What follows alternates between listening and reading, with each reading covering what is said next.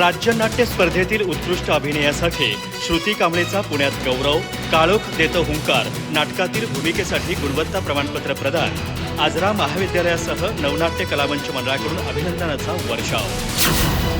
आजरा महाविद्यालयाच्या सांस्कृतिक विभागातील विद्यार्थिनी श्रुती विष्णू कांबळे हिचा राज्य नाट्य स्पर्धेतील उत्कृष्ट अभिनयासाठी पुणे येथे ज्येष्ठ नाट्य निर्मात्या सुहास जोशी यांच्या हस्ते गौरव करण्यात आला। महाराष्ट्र शासनाच्या सांस्कृतिक कार्य संचालनालयाच्या वतीने आयोजित राज्य नाट्य स्पर्धेत नवनाट्य कलामंच मंडळ आजरा यांच्या वतीने काळोख देत हुंकार हे नाटक सादर करण्यात आले होते।